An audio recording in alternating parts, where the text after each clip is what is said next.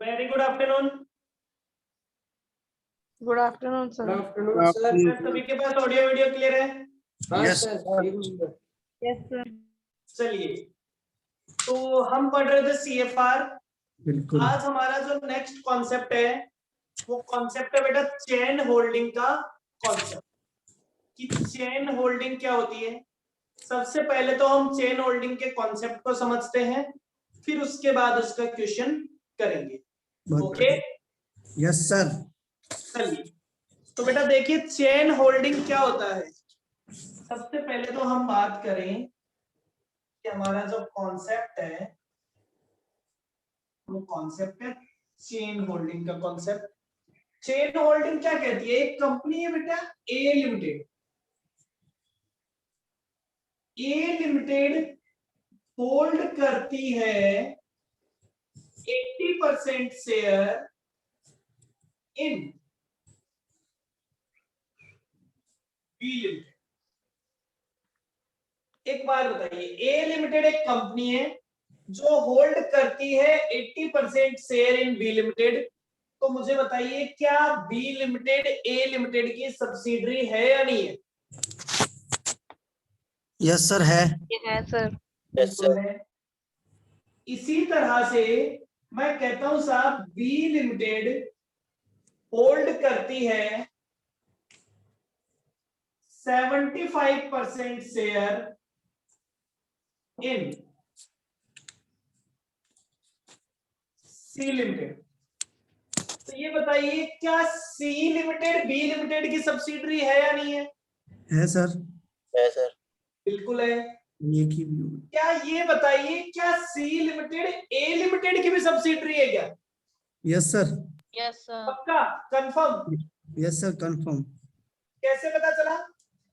Sir ए ने ले रखे हैं बी की होल्डिंग 80%, हाँ तो ए का कंट्रोल बी पे है, तो ठीक है। उसका ऑटोमेटिकली कंट्रोल सी पे आ जाएगा ना, जब अगर सी भी ठीक उसका है। पार्ट है ना बी का। चलो मैं ऐसा कहता हूं कि भाई सी के 75% शेयर है बी के पास यस सर।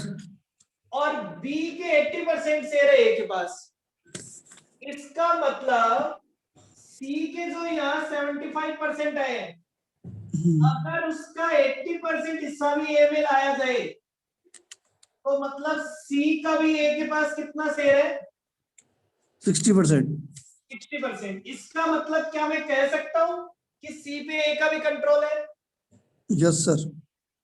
चलो थोड़ा सा चेंज करता हूं, यही बात कहनी थी मुझे। मान लो बी के पास सी के 60% शेयर होते। Yes sir. बी कंपनी के पास सी कंपनी के 60% शेयर होते। Yes sir. क्या सी लिमिटेड बी लिमिटेड की सब्सिडरी होती? होती सर। क्या सी लिमिटेड ए लिमिटेड की सब्सिडरी होती? नहीं, अगर नहीं होती 60 सर। का 80% निकालते हैं तो 48 आता है। नहीं होती। हाँ सर। सब्सिडरी होती या नहीं होती? नहीं होती सर। होगी या नहीं होगी? होगी। होगी। ओके। तो बेटा देखो इस बात से कोई फर्क नहीं पड़ता है। एक बात मुझे बताओ कि आप 60 का 80% करने की कोशिश क्यों कर रहे हैं?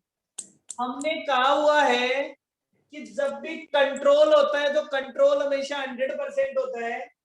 जब सी लिमिटेड आके बी लिमिटेड में मर्ज हुई होगी तो सी लिमिटेड की जितनी भी एसेट होगी सारी की सारी कहाँ गई होगी? बी लिमिटेड में। और यस सर। जब बी लिमिटेड की सारी एसेट यहाँ आएगी तो ये 60% का 60% ही यहाँ आएगा। ऐसा नहीं है कि वो 60 का 80% होके आएगा। क्लियर है? Yes sir. तो हमेशा अगर आपकी सब्सिडरी की कोई सब्सिडरी कंपनी है, आपकी सब्सिडरी कंपनी की कोई सब्सिडरी कंपनी है तो वो इनडायरेक्टली आपकी भी क्या है? सब्सिडरी कंपनी है। क्लियर? Yes sir. तो मैं कह सकता हूं यहाँ पे जो बी लिमिटेड है वो सब्सिडरी है साहब ए लिमिटेड की।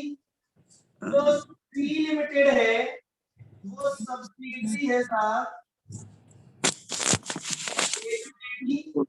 और सी लिमिटेड ऑटोमेटिकली सब्सिडरी है इसकी ए लिमिटेड की। क्लियर है ये बात? इतनी बात सभी को क्लियर है क्या? Yes sir. Yes, sir. चलिए अब काम की बात ये है बेटा, अब मुझे आप बताइए कि कंसोलिडेटेड बैलेंस शीट कौन बनाएगा?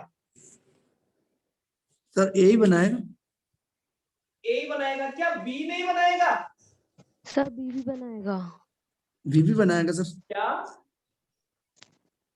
सर ए और बी दोनों बनाएंगे। ए और बी दोनों ए और बी दोनों बनाएंगे? अरे वाह।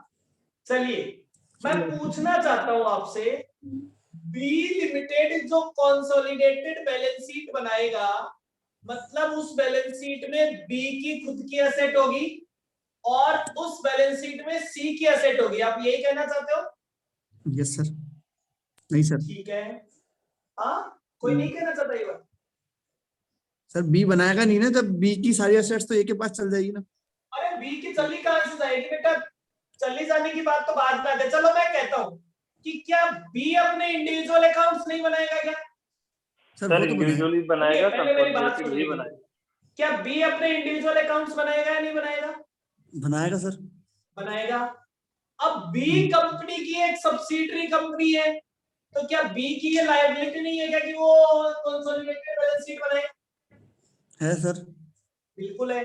तो बी एक कंसोलिडेटेड बैलेंस शीट बनाएगा। लेकिन क्या अगर आपको कहा जाए इस क्वेश्चन में कि बी के यहाँ पे आपको कंसोलिडेटेड बैलेंस शीट बनानी है, तो क्या आपको कोई दिक्कत आएगी? नहीं सर।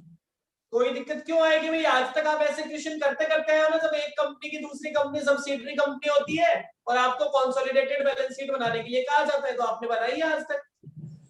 Yes sir. अभी तक हमने 6-7 क्वेश्चन में जो कंसोलिडेटेड बैलेंस शीट बनाई है वो सारी इसी तरह तो बनाई है कि एक कंपनी की दूसरी सब्सिडरी कंपनी होती है, वो उसकी कंसोलिडेटेड बैलेंस शीट बनाता है, बस यही तो काम है। क्या आप नहीं बना सकते बी के यहाँ पे consolidated balance sheet? Sir B के यहाँ पे तो बन जाएगी। बना सकते हो, कोई दिक्कत नहीं। अब मैं कहता हूं बेटा, मान लो सी नाम की कोई कंपनी नहीं होती, केवल बी लिमिटेड होती और ए लिमिटेड होती, और ए लिमिटेड के पास बी लिमिटेड के 80% शेयर होते, तो क्या आप ए के यहाँ पे कंसोलिडेटेड बैलेंस शीट नहीं बना सकते थे क्या?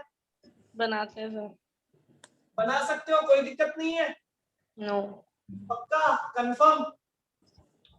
सर बनाएंगे ना, उसमें तो वो तो बना सकते हो, ये बात भी आपको पता है भाई, अब सी का कोई लेना देना ही नहीं है। Yes sir. ठीक है।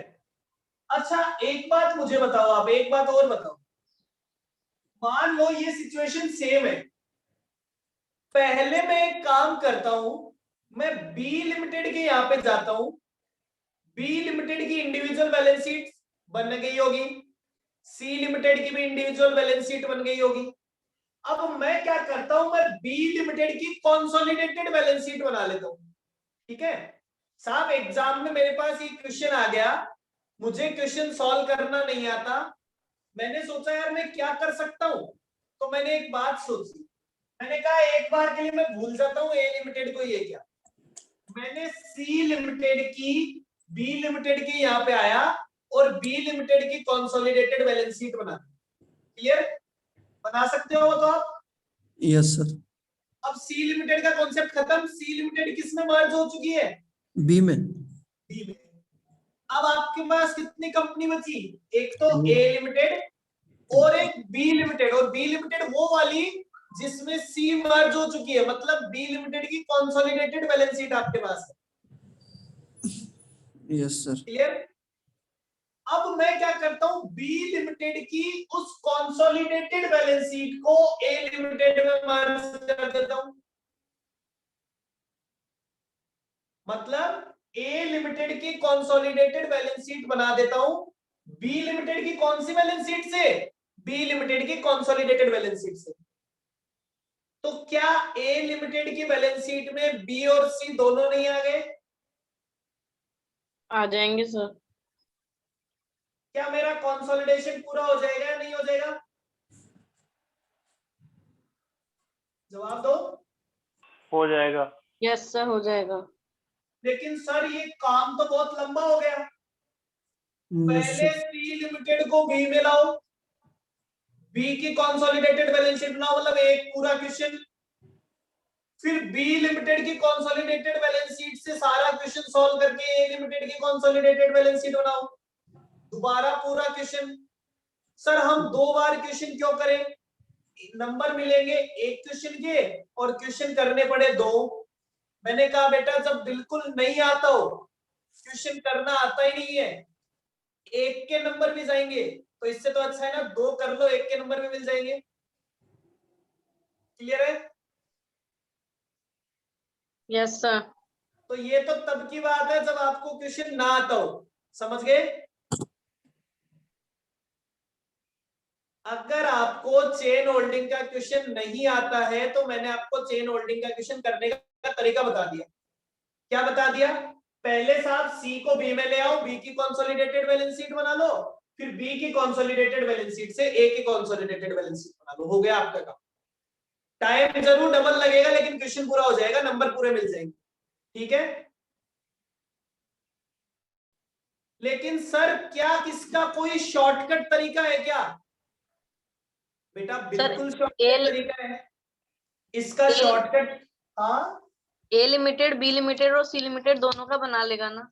हाँ अब मैं कह रहा हूं कि बेटा हम दोनों का एक साथ ही बना लेते हैं।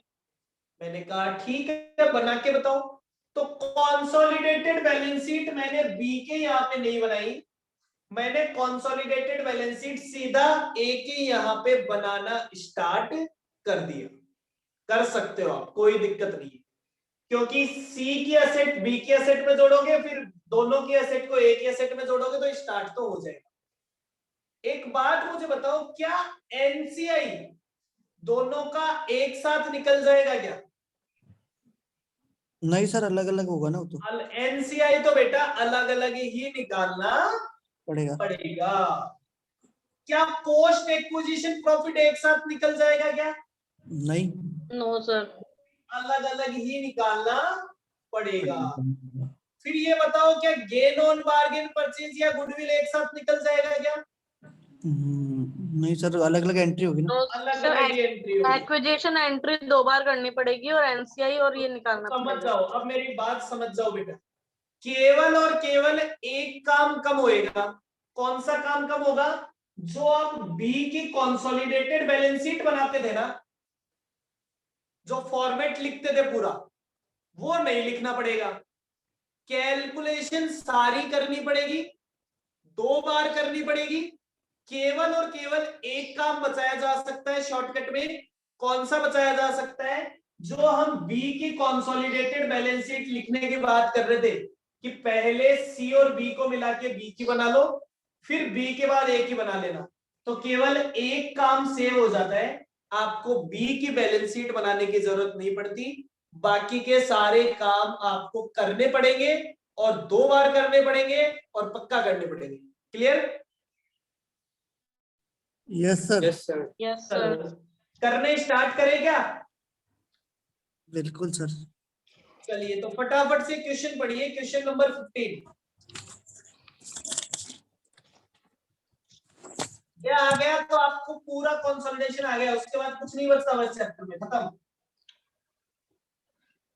कंसोलिडेशन तो आपको अभी भी आ गया क्योंकि मैंने बता दिया साहब, सी को बी में लाना आपको आता है, बी को ए में लाना आता है। तो अगर ये क्वेश्चन अपन ना करें तो भी आप करके आ सकते हो, लेकिन हम चाहते हैं कि हमारा अगर थोड़ा सा भी टाइम बच सकता है तो उसे क्यों ना बचाया जाए।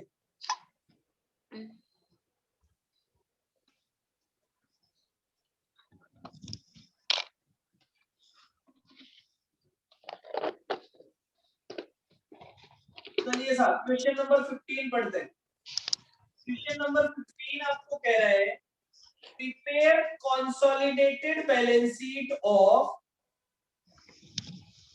ए ग्रुप ऑफ PQR।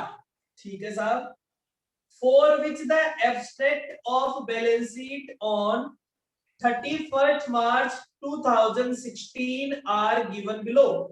ठीक है साहब, तीनों कंपनियों की बैलेंस शीट दे रखी है, इंडिविजुअल बैलेंस शीट दे रखी है।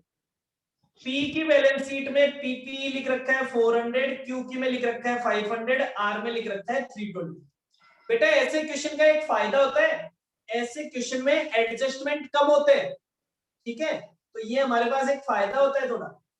इन्वेस्टमेंट इन क्यू, अब देखो पी के यहाँ पे लिखा हुआ है कि उसने क्यू में इन्वेस्टमेंट कर रखा है, कितना इन्वेस्टमेंट कर रखा है, 80% इन्वेस्टमेंट कर रखा है। क्यू के यहाँ पे लिखा हुआ है उसने आर में इन्वेस्टमेंट कर रखा है, कितना इन्वेस्टमेंट कर रखा है, 75% कर रखा है। मतलब यही सिचुएशन है, मैं इसको नाम दे देता हूं पी, इसको नाम दे देता हूं साथ क्यू, और इसको नाम दे देता हूं आर। क्लियर है? चलिए आगे बोलते हैं करंट असेट्स। करंट असेट्स आप क्यू की है 300, इन्वेंट्री सॉरी करंट असेट्स में इन्वेंट्री बता रखा है 250, 80 और 60। ट्रेड रिसीवेबल बता रखे हैं 280, 120 और 200। बिल्स रिसीवेबल बता रखे हैं 70 और 50, क्यों में नहीं है। कैश बता रखा है 180, 50 और 60, ठीक है। टोटल असेट्स बता दी, इक्विटी एंड लायबिलिटी में इक्विटी शेयर कैपिटल बता रखी है, अदर इक्विटी बता रखी है। अदर, ये अदर इक्विटी कौन सी डेट की है, बताओगे क्या कौन सी डेट की अदर इक्विटी है जो बैलेंस शीट में दी हुई है? 31 मार्च 2016। 31 मार्च 2016 जो बैलेंस शीट की डेट है उसी डेट की है, मतलब साल के एंड की है। करंट लायबिलिटी में ट्रेड पेबल्स बता रखे हैं और बिल्स पेबल बता रखे हैं। ये कह रहे हैं सब कंट्रोल अक्वायर किया गया है 30 सितंबर को, इसका मतलब ये इन्वेस्टमेंट कब किए गए थे? 30 सितंबर 15 को। 30 सितंबर को, मतलब ईयर के मिड में। ओके, फिर आपको बता रखा है साहब 1 अप्रैल 2015 को अदर इक्विटी का बैलेंस दे रखा है। ये जो बैलेंस लिखा हुआ है ये अदर इक्विटी का बैलेंस है। 1 अप्रैल 2015 को अदर इक्विटी का बैलेंस दे रखा है, क्योंकि अदर इक्विटी कितनी थी, 100 थी, और आर की अदर इक्विटी कितनी थी, 50 थी। ठीक है साहब? तो क्या आप मुझे बता सकते हो क्यू ने पूरे साल में कितना प्रॉफिट कमाए? 60 का, क्योंकि साल के एंड में क्यू की अदर इक्विटी दी हुई है 160, साल के शुरू में थी 100, तो पूरे साल में क्यू ने कमाया है 60। पूरे साल में आर ने कितना कमाया है? 70, क्योंकि पूरे साल के एंड में आर की अदर इक्विटी है 120 और साल के शुरू में थी 50। बहुत important line, NCI is measured at fair value. Fair value, मतलब एनसीआई को किस पे कैलकुलेट करना है? फेयर वैल्यू पे। फेयर वैल्यू पे। फेयर वैल्यू पे कैसे कैलकुलेट करते हैं? कंसीडरेशन के हिसाब से। कंसीडरेशन के साथ। ठीक है, चलिए ये लाइन बहुत ध्यान से पढ़ेंगे, ये लाइन पूरा क्वेश्चन बिगाड़ सकती है। बिल्कुल सर। चलिए आगे, इन्वेंट्री, ये बड़ी इंपॉर्टेंट लाइन, अभी तक आई भी नहीं। इन्वेंट्री ऑफ क्यू लिमिटेड, ये कहता है साहब क्यू लिमिटेड की एक इन्वेंट्री थी, कितने की इन्वेंट्री थी? 16 की। तो परचेज की गई थी आर से, ठीक है, और परचेज किया था कॉस्ट प्लस 33.33%। 16 की इन्वेंट्री, इसमें कितने का प्रॉफिट है बता सकते हो क्या? 25% का होगा। तो ऐसे भी लिख सकते हैं 33.33 अपॉन 133.33, तो 16 में कितना प्रॉफिट हो गया? 4 का। ये बात सभी को समझ में आती है क्या? 33 अपॉन 133। Yes sir. ठीक है, क्योंकि उसने कहा है कि कॉस्ट पे 33% प्रॉफिट था, तो अगर कॉस्ट 100 है तो सेलिंग प्राइस होगा 133। सेलिंग प्राइस बताया 16, तो 16 डिवाइडेड बाय 133 मल्टीप्लाइड बाय 33.33, तो कितने का प्रॉफिट हो गया? 4। एक बात बताओ, क्या सभी ने डिपार्टमेंटल अकाउंटिंग का चैप्टर पढ़ा है? Yes sir. Yes sir. Departmental accounting में अनरियलाइज्ड प्रॉफिट हुआ करता था। Yes sir. तो हम कहते थे कि साहब जब सारे डिपार्टमेंट एक जगह होंगे, कंसोलिडेटेड या जनरल P&L अकाउंट हम बनाते थे, तो हम ये कहते थे उस अनरियलाइज्ड प्रॉफिट को हटा देना चाहिए। ऐसा ही करते थे ना? Yes sir, yes sir, yes sir. Yes sir. तो यही बात मैं आपको यहाँ पे कह रहा हूं कि बेटा अगर आर लिमिटेड ने क्यू लिमिटेड को कोई माल बेचा है, उस माल में उसने प्रॉफिट कमा रखा है, इसका मतलब वो प्रॉफिट कहां जुड़ा हुआ है? ध्यान से समझना। क्यू लिमिटेड की बैलेंस शीट में एक इन्वेंट्री लिखी हुई है, उस इन्वेंट्री में 4 रुपए का प्रॉफिट जुड़ा हुआ है। आर लिमिटेड के यहाँ पे एक प्रॉफिट लिखा हुआ है जो 4 रुपए का लिखा हुआ है। अब मैं कहता हूं साहब मैं एक कंसोलिडेटेड बैलेंस शीट बना रहा हूं, उस कंसोलिडेटेड बैलेंस शीट में ये इन्वेंट्री भी ले जाऊंगा, उस कंसोलिडेटेड बैलेंस शीट में ये प्रॉफिट भी ले जाऊंगा। इसका मतलब यहाँ 4 रुपए की इन्वेंट्री लिखी हुई है, यहाँ 4 का प्रॉफिट लिखा हुआ है, ये प्रॉफिट मैंने इसी इन्वेंट्री को लिख रखा है, तो क्या ये कैंसिल होना चाहिए या नहीं होना चाहिए? होना चाहिए सर। होना चाहिए। तो हम कहते हैं कि अगर कोई इन्वेंट्री में अनरियलाइज्ड प्रॉफिट जुड़ा हुआ हो तो उस अनरियलाइज्ड प्रॉफिट को आपको क्या कर देना है? हटा देना है, एलिमिनेट कर देना है। क्लियर? कहां कहां से एलिमिनेट करोगे बेटा? एक तो इन्वेंट्री से एलिमिनेट करोगे और एक कहां से करोगे? प्रॉफिट को किस नाम से लिखते हैं? Other equity. अदर इक्विटी में से माइनस कर दोगे। समझ गए? एक बार रिपीट कर दीजिए प्रोसेस वापस। भाई एक बात समझिए, मैं कहता हूं कि साहब मान लीजिए दो ही कंपनी है, आपने तो दो की बात कर लो। एक कंपनी ने दूसरी कंपनी को कोई माल बेचा। क्लियर है? Yes sir. साथ साथ बता के जिसको कंफ्यूजन हो ना, जब मैं दोबारा समझाना स्टार्ट करूं वो मेरे साथ साथ जवाब देता जाए। Yes sir. ठीक है? एक कंपनी ने दूसरी कंपनी को कोई माल बेचा, प्रॉफिट जोड़ के बेचा, और वो कंपनी उस कंपनी की होल्डिंग कंपनी है या सब्सिडरी कंपनी है, मतलब एक ने माल बेचा दूसरे को बेचा, उनमें आपस में होल्डिंग सब्सिडरी की रिलेशनशिप है। अब साहब वो माल अभी भी उस दूसरी कंपनी के पास पड़ा है। क्लियर? यस तो सर। मतलब उस माल में दूसरी वाली कंपनी का प्रॉफिट जुड़ा हुआ है। तो हमने कहा साहब कि जो इन्वेंट्री की वैल्यू है, एक कंपनी की इन्वेंट्री की वैल्यू बढ़ी हुई है और दूसरी कंपनी का प्रॉफिट बढ़ा हुआ है। क्लियर? Yes sir. अब आप क्या कह रहे हो? हम कंसोलिडेटेड बैलेंस शीट बनाएंगे, मतलब दोनों कंपनियों को एक जगह ले आएंगे। दोनों कंपनियों को एक जगह लाओगे मतलब साहब इन्वेंट्री दोनों की एक जगह जुड़ जाएगी। Yes sir. और दोनों का प्रॉफिट एक जगह जुड़ जाएगा। Yes sir. तो एक बात बताओ, वो इन्वेंट्री में जो प्रॉफिट जुड़ा हुआ था, मतलब जो बैलेंस शीट में बना रहा हूं उसी बैलेंस शीट में एक तरफ तो मैंने प्रॉफिट लिख रखा है, और वो प्रॉफिट कहां से कमाए हैं? मैंने अपनी ही इन्वेंट्री की वैल्यू बढ़ा के दिखा रखी है। ओके सर, आ गया समझ में। तो इसलिए हम क्या करते हैं, उस अनरियलाइज्ड प्रॉफिट को इन्वेंट्री में से भी कम कर देते हैं और उस अनरियलाइज्ड प्रॉफिट को प्रॉफिट में से भी कम कर देते हैं। क्लियर है?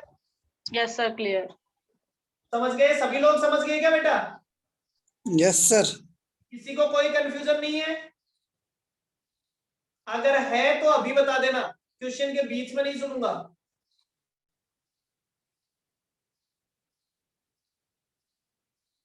मैंने इतना कहा है, अगर कभी भी इन्वेंट्री में कोई अनरियलाइज्ड प्रॉफिट जुड़ा हुआ हो तो उस अनरियलाइज्ड प्रॉफिट की वैल्यू निकाल लेना, उस वैल्यू को कंसोलिडेटेड बैलेंस शीट में इन्वेंट्री में से कम कर देना और दूसरी तरफ उसे अदर इक्विटी में से कम कर देना। क्लियर है?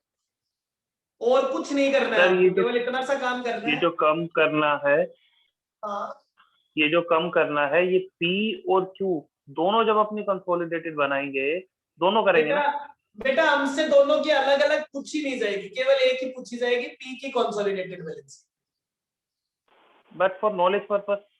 हाँ, फॉर नॉलेज पर्पस। अगर आप बी की क्यू की बना रहे हो तो देखो कि वो प्रॉफिट, मान लो वो प्रॉफिट आर और क्यू के बीच में ट्रांजैक्शन ही नहीं था।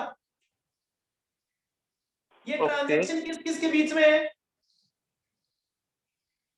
सर ये क्यू और आर के बीच में है ट्रांजैक्शन। क्यू और आर के बीच में है। अब क्यू और आर के बीच में मतलब क्यू की बैलेंस शीट में भी आएगा। हाँ तो फिर यहाँ भी करोगे, जब इसकी बनाओगे तो भी करोगे, क्या दिक्कत है? ठीक है सर, बस वो कंफर्म ठीक करना है, था। लेकिन हमें इसकी बनानी नहीं होती। प्रैक्टिकल सिनेरियो ये है कि आपको इसकी बनानी नहीं होती।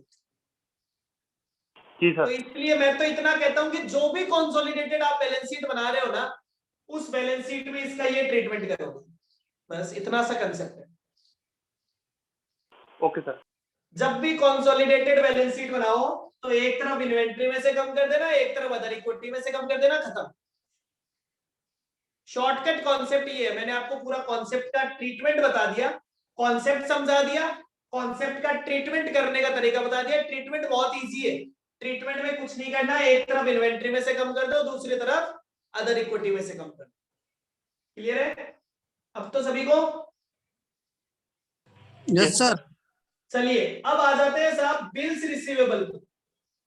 Bills receivable of R include from P और bills receivable of R include 40 from Q. अब एक बात बताओ, आर के जो बिल्स रिसीवेबल है वो पी से आए हैं और क्यू से आए हैं। मतलब जो आर के यहाँ पे वो बिल्स रिसीवेबल है, वो बिल्स रिसीवेबल पी के यहाँ पे क्या है? Bills payable. क्यू के यहाँ पे क्या है? Bills payable. Clear? Yes sir. Yes sir. अब उन तीनों के, मैं कहता हूं मैं साहब, मैं तीनों के बिल्स रिसीवेबल को मैं मर्ज करने वाला हूं और मैं तीनों के बिल्स पेबल को भी मर्ज करने वाला हूं। यही तो करते हैं कंसोलिडेटेड बैलेंस शीट में। Yes sir. तो जब मैं तीनों के बीआर मर्ज करके लिख दूंगा, मैंने एक कंसोलिडेटेड बैलेंस शीट बनाई जिसमें मैंने बीआर लिखे, ये बीआर पी के भी हैं, क्यू के भी हैं, आर के भी हैं। मैंने यहाँ पे बीपी लिखा, ये पी का भी है, ये क्यू का भी है, ये आर का भी है। तो इसमें कुछ तो कॉमन है। Yes sir. तो जो कॉमन है उनको क्या कर दिया जाए? हटा देंगे। हटा देंगे। बस आपको याद है मैंने एक एंट्री कराई थी आपको, म्यूचुअल डेब्ट cancellation. Yes sir. Yes sir. बस तो इतना सा ही काम है, इसके बाद क्वेश्चन खत्म। अब क्वेश्चन ने आपको कहा है कि साहब कंसोलिडेटेड बैलेंस शीट बनाइए, क्या आप बना सकते हैं? यस हाँ सर। जी, आप बना सकते हैं पक्का? वेरी गुड, सर गजब। लेकिन आपकी हेल्प से सर ना फर्स्ट टाइम ना, बनाएंगे। मेरी कहाँ जरूरत, मैंने आपकी हेल्प कर तो दी, पूरा क्वेश्चन समझा दिया, एक एक बात समझा दी। अब तो आपका सर पूरा एक नॉलेज काम आने वाला है। देखो मैंने आपको जो जो आइटम में प्रॉब्लम होने वाली थी उन आइटम का डिटेल से ट्रीटमेंट बता दिया। अब आपको वही काम करना है जो आप पहले से कर रहे थे। आपको मेरी जरूरत है कहाँ? सर वो पहले से जो कर रहे थे ना वो ढंग से नहीं आ रखा। अरे यार बता, मैं डेली पूछता रहता हूँ, बता हर एक पॉइंट के बाद पूछता हूँ, क्या तुम्हें आ गया क्या, क्या तुम्हें आ गया क्या?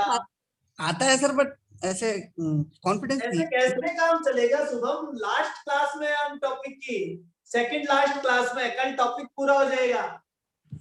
कर लेंगे सर, बस वही ना, कहीं ना कहीं तो नहीं अटकेंगे। मानोगे मेरी बात, नहीं मानोगे। मैं कहता हूँ घर पे पढ़ा करो। नहीं सर पढ़ रहे हैं। ना ना, मैं जानता हूँ तुम कितना पढ़ रहे हो।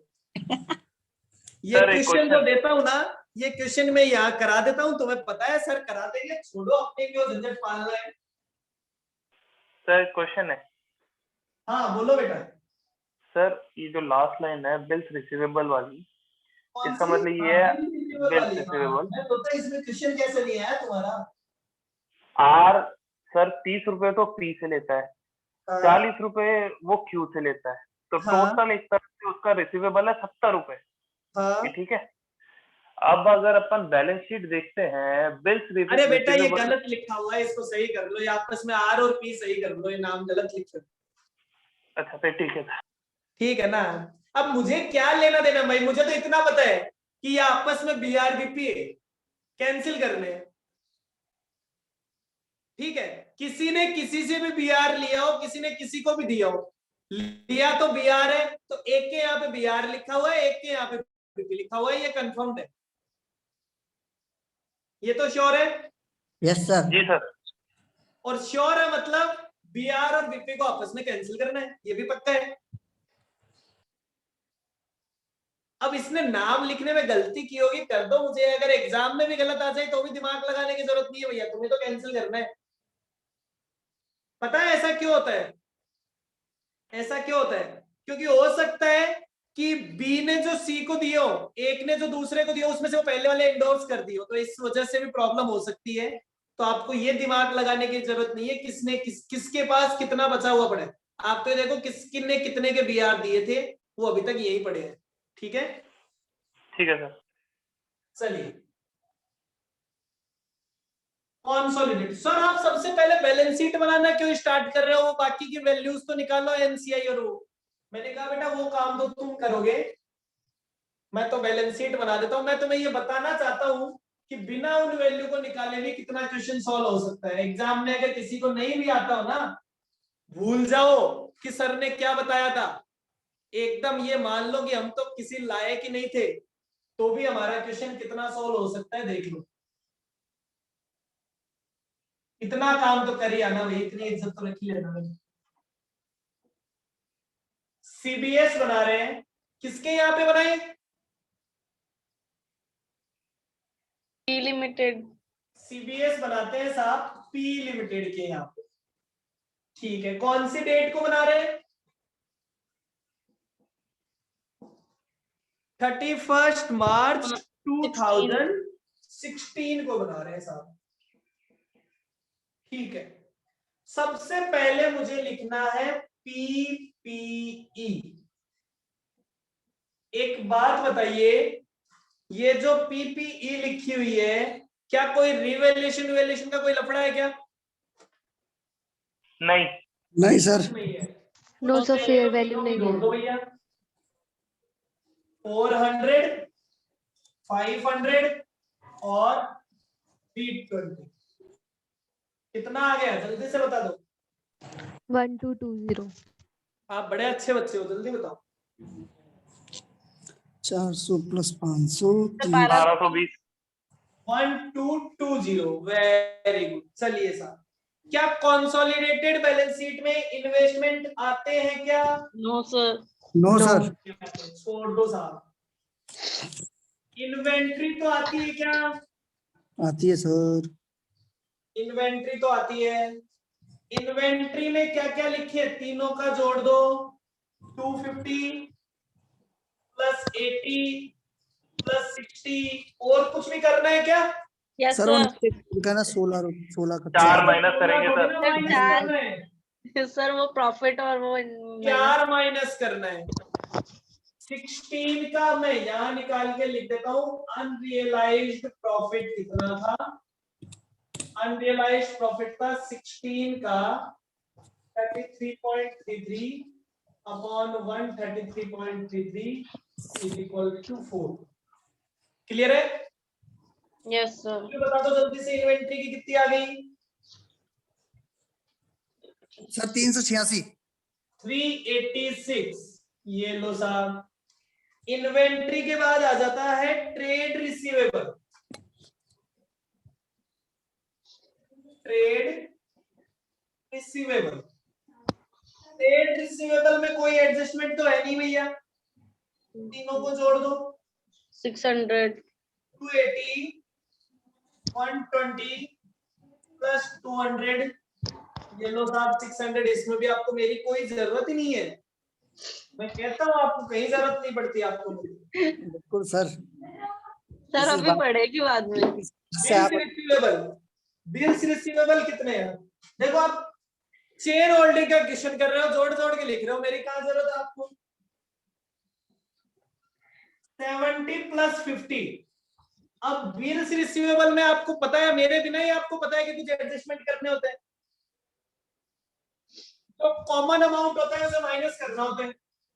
-30 -40 -70 माइनस -30 -40। यस सर 50 बच गया बस। 50 बच गया सर। 50 की वैल्यू आ गई। क्या बात है, अच्छा था। कैश एंड बैंक सेम आएगा।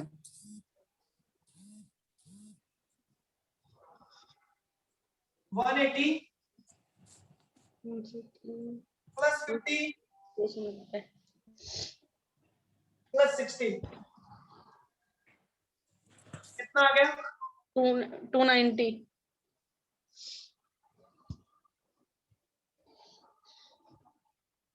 और भी कोई आइटम आ सकता है क्या?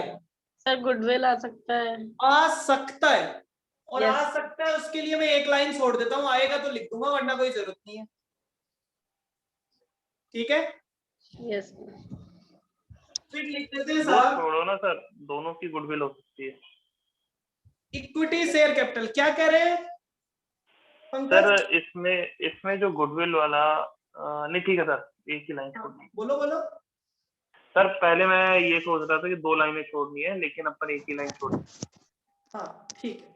अरे यार 2 छोड़ दो, नहीं आए तो छुट्टी भी पड़ी रहेगी, टेंशन क्यों लेनी है। ठीक है, जी सर। चलिए इक्विटी शेयर कैपिटल बताइए, ये आप बताएंगे मुझे। तो 600 आएगा। सर तो आएगा 600 ही 11 आएगा तो सर। आएगा। 600 ही आएगा सर। भैया कैपिटल किसकी बैलेंस शीट बना रहे हो? पी की सर। केवल किसका आएगा? पी का। पी का आएगा। इसके बाद क्या आता है? अदर इक्विटी, और ये मुझे आता नहीं है तो मैं नहीं लिख रहा हूं। इसके बाद क्या आता है? ये हमको भी नहीं आता। एनसीआई, मुझे ये भी नहीं आता। इसके बाद क्या आ सकता है?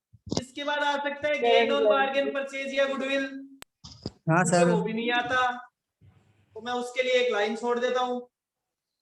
उसके बाद में देखो कुछ बातें लिखी हुई है, ट्रेड पेबल्स लिखे हुए हैं।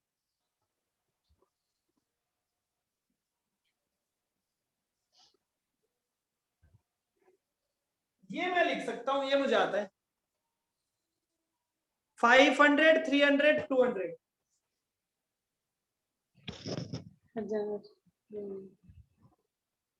कितना हो गया? 1000। 1000 हो गया। फिर आता है बिल्स पेबल।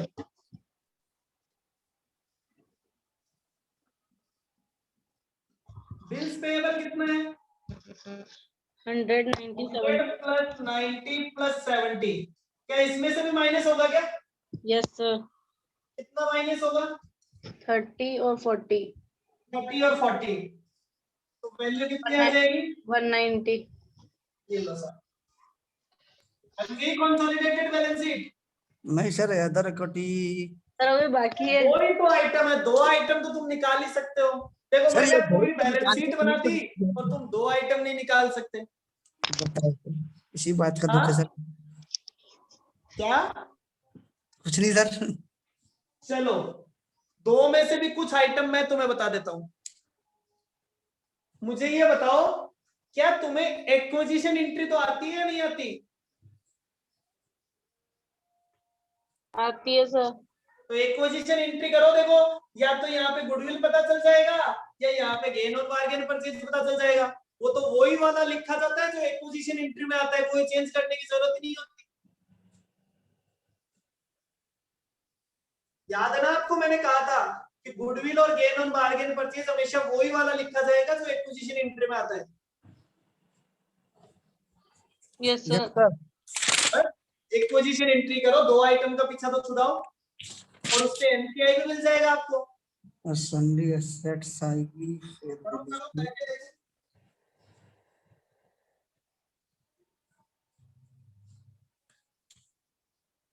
सर कंसिडरेशन तो दिया ही नहीं।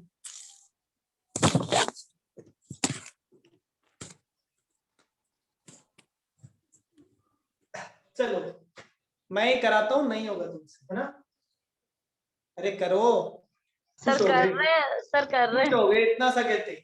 सर कर रहे हैं सर, ऐसे थोड़ी है। करो करो, तुम भी करो, मैं कुछ और करता हूँ, मेरी कॉपी मत करना।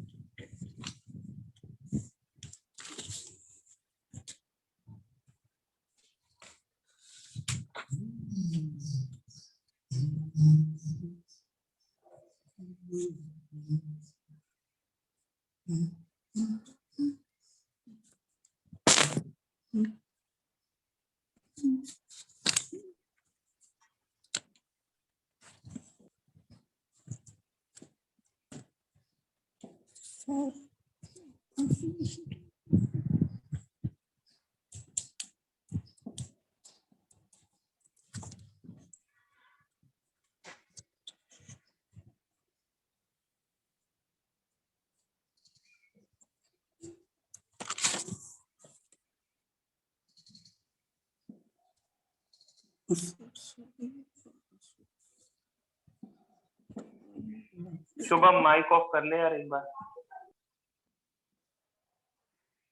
मैं कुछ बोल नहीं रहा हूँ बेटा। सर शुभम को बोल रहे हैं। हाँ हाँ हाँ ठीक।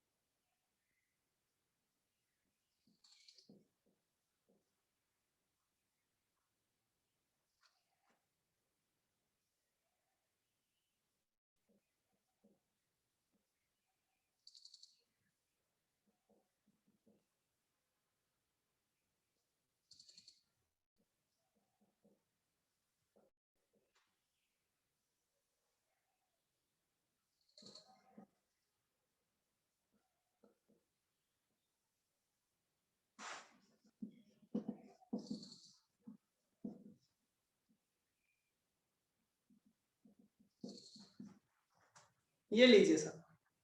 क्या आप मुझे जल्दी से बताइए, क्या आपने एक्विजिशन एंट्री कर ली क्या? हाँ जी। सर कंसिडरेशन अमाउंट गिवन नहीं है। एक्विजिशन एंट्री कर ली? नहीं कर सर, कंसिडरेशन अमाउंट गिवन नहीं है। अच्छा, कंसिडरेशन के अलावा बाकी चीजें तो कर ली क्या? नहीं सर, वो भी नहीं हुई। एक्विजिशन एंट्री में क्या क्या लिखोगे? Sir sundry assets. अच्छा, सन्ड्री एसेट्स कहां से लाओगे? कौन सी डेट की लिखोगे? सर एक्विजिशन 30th सितंबर का है अच्छा, इसमें। 30 सितंबर की आपको असेट और लायबिलिटी की वैल्यू बता रखी है क्या? No sir. सर मैंने आपको कह रखा है पहले से कि जब भी साल के बीच में एक्विजिशन होगा, आपको असेट और लायबिलिटी की वैल्यू नहीं दी हुई होगी, तो उसके लिए आपको क्या निकालना पड़ेगा? नेट एसेट निकालना पड़ेगा। याद नहीं है, हमने इससे पीछे वाले के नेट क्वेश्चन में भी निकाली थी। Yes sir. जब आपको असेट की वैल्यू नहीं गिवन है, लायबिलिटी की वैल्यू नहीं गिवन है, तो असेट और असेट में से लायबिलिटी माइनस करोगे तो क्या आता है? नेट एसेट आता है। और नेट एसेट निकालने का असेट और लायबिलिटी के अलावा भी एक तरीका होता है। क्या तरीका होता है? Share capital plus reserve surplus. Clear है? Yes sir. तो मैंने कहा मुझे क्या चाहिए? सबसे पहले मुझे ये वाली कैलकुलेशन चाहिए। ध्यान से समझ लो इस कैलकुलेशन को, तब जाके आपकी एक्विजिशन एंट्री हो पाएगी।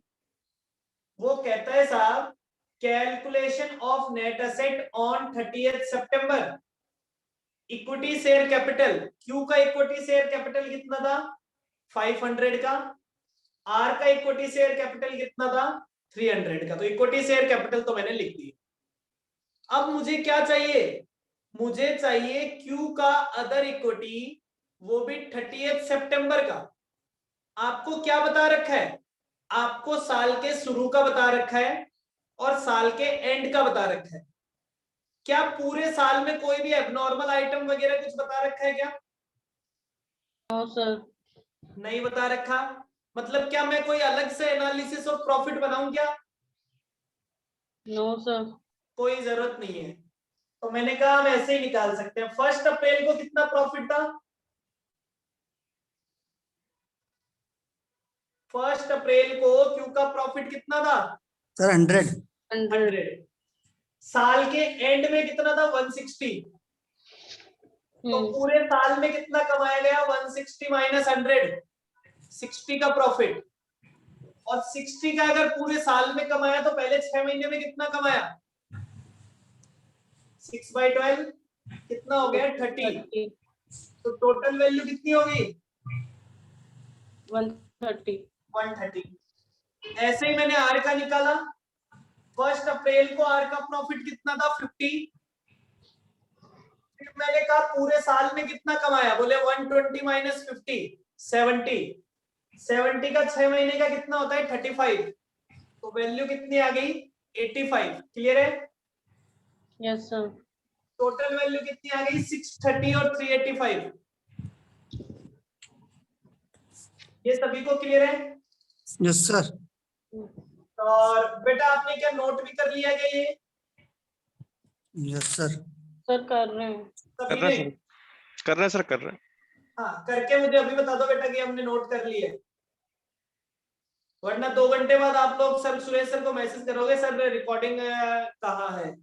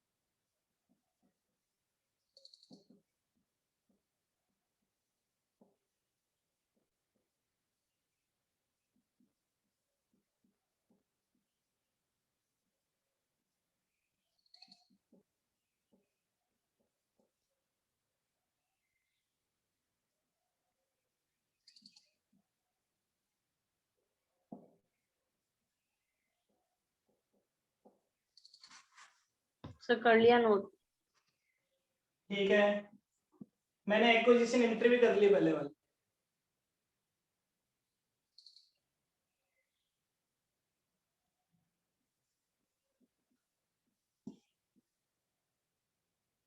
हाँ भाई, आर का एक्विजिशन किसने किया है? क्यों? सर क्यों ने? क्यू ने किया है। तो क्यू लिमिटेड के यहाँ पे नेट एसेट कितनी आएगी? 385 की। उसके लिए कंसिडरेशन कितने का पे किया गया? देखो क्यू की बैलेंस शीट में जाके कि उसने इन्वेस्टमेंट कितने रुपए से दिखा रखे हैं? 300। 300 से। क्यू की बैलेंस शीट में जाके देखो इन्वेस्टमेंट कितने से दिखाए हुए हैं? 480। अरे क्यू की बैलेंस शीट में सर 300 है। 300 है ना? हाँ। तो इसका मतलब क्यू ने आर के शेयर कितने रुपए में खरीदे थे? 300। 300 में खरीदे थे। क्यू ने आर में 300 इन्वेस्ट किए हैं, जो कि 75% है। तो कितने में कंसिडरेशन किया है 300 का? एनसीआई, एनसीआई निकालना था फेयर वैल्यू पे। 25% होगा 100। हाँ, तो अगर 300 वैल्यू 75 की है तो 25 की वैल्यू होगी 100। गुडविल आया या gain on bargain purchase? Goodwill. Goodwill आ गया। ऐसा ही पी लिमिटेड के यहाँ पे करते हैं। पी लिमिटेड के यहाँ पे नेट एसेट आ जाएगी 630। कंसीडरेशन कितना आ जाएगा? कितना लिखा हुआ है चेक करके बताओ। 480। तो एनसीआई कितना आ जाएगा? 480 अगर 80% के लिए है तो 20 के लिए कितना होगा?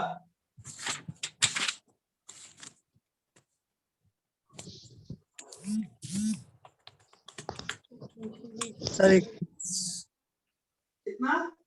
120 120 आएगा। 120। ओके, 120। 120 इसका मतलब यहाँ आ जाएगा गेन ऑन बार्गेन परचेज।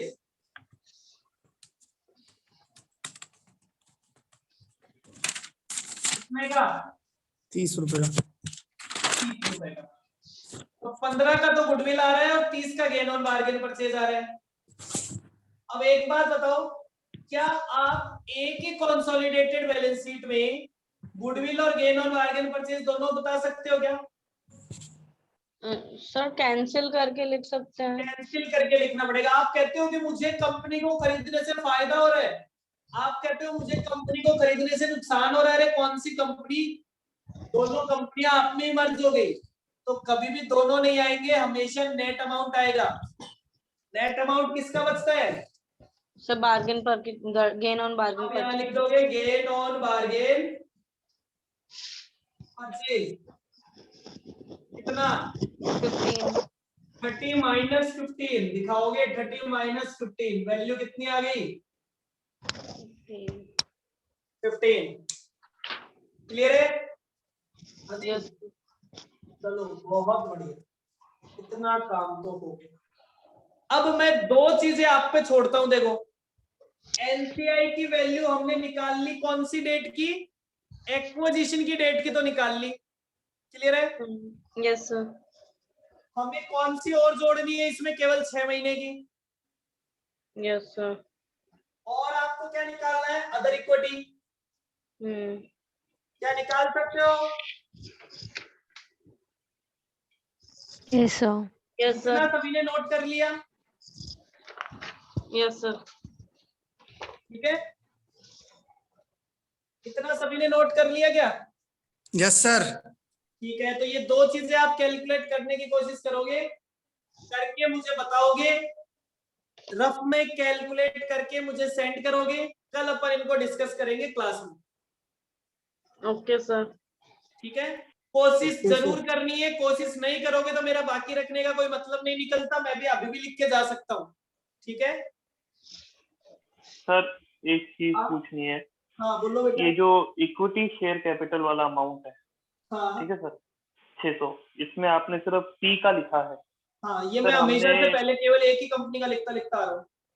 हाँ सर, पीछे हमने कुछ क्वेश्चन किए थे, अब मुझे वो याद नहीं कहाँ पर, जहाँ पे हमने जितना मान लो पी ने 30% इन्वेस्ट किया, 60% किया था, 100% एक्वायर किया था, हमने वो अमाउंट भी ऐड किया था। नहीं, मैंने तो कोई वो कौन अमाउंट सी? ऐड नहीं किया। आप ध्यान से देखना उस क्वेश्चन को, उसमें क्या ऐड किया हुआ है, तब आपको पता चलेगा। ठीक है सर जैसे इसमें क्वेश्चन 7 और क्वेश्चन 8 में ना, अब हाँ आपने जो सॉल्यूशन करवाया था उसमें हाँ। पी के अलावा जो उसने क्यू एक्वायर किया है उसका भी इक्विटी शेयर कैपिटल डाला हुआ है हमने नहीं नहीं सॉल्यूशन। डाल रखा। अमाउंट बताओ आप मुझे, कितना ऐड कर रखा है मैंने? एक बार बोल के बताओ, मैं आपको याद दिलाता हूँ क्या है वो। सर एक सेकेंड होल्ड करना सर। बोल ये क्वेश्चन नंबर आपका ही सुन रहा हूँ। 7। सर इसमें जिस दिन एक्वायर किया था सर, डेट ऑफ एक्विजिशन को, पी का बुक वैल्यू था 500 का इक्विटी। ठीक है, ठीक है जिस सर। दिन एक्वायर किया था। Okay done. हाँ ठीक है सर। और उसने ये भी लिखा है लाइन ऑन उसमें एक्विजिशन मैंने डेट। 1,38,000 ऐड कर दिए। हाँ, और ये ये दूसरा क्वेश्चन है 1,38,000 7। क्या है? ये 1,38,000 वो वाला अमाउंट है कि जो मैंने शेयर खरीदे हैं उसका पेमेंट मैंने मेरे इक्विटी शेयर से किया है। P limited, a listed company acquires 50% share in Q at this cost issued share capital at par. समझ गया ठीक है, समझ गया बिकॉज वो शेयर पे ही इसलिए उसने मैं परचेज कहता किया हूँ इसलिए क्वेश्चन बढ़ा को दिया। बड़ा ध्यान से पढ़िए, बड़ा ध्यान से पढ़िए। जब तक आप क्वेश्चन पढ़ना नहीं सीखेंगे तब तक ये सॉल्यूशन सीखने का कोई लेना देना नहीं है। सर इसमें जो एनसीआई निकलेगा वो हाफ ईयर का निकलेगा ना, हाफ मतलब 6 महीने का। हाफ ईयर का और ऐड होगा, ये तो आएगा ही आएगा। हाँ, हाफ ईयर का पोस्ट एक्विजिशन प्रॉफिट और ऐड हो जाता है। Post acquisition profit. हाँ भाई देखो, जैसा सुनो, 9th पहले मेरी क्वेश्चन बात में सुनो। होता है। एक्विजिशन किया है 30 सितंबर को, हाँ सर समझ गया। तो 30 सितंबर तक का एनसीआई तो आ गया आपके पास। Yes sir.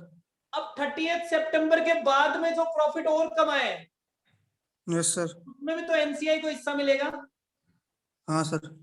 उसमें कुछ हिस्सा तो एनसीआई को मिलेगा, कुछ हिस्सा होल्डिंग्स। होल्डिंग कंपनी को मिलेगा। अब वो कितना कितना मिलेगा वो आपको सॉल्व करना है, ठीक है? 9th question. Okay sir. Okay done. बाकी कल डिस्कस करेंगे उस चीज को प्रॉपरली, कैसे कैसे मिलेगा, क्या क्या मिलेगा। इतना सॉल्यूशन कर लीजिए और आगे का ट्राई कीजिए आप लोग। अगर मैं ही बात भी बता दूंगा तो फिर कोई मतलब ही नहीं है। Yes sir. ठीक है, चलिए आज के लिए इतना ही। Bye bye, thank you. Thank you sir.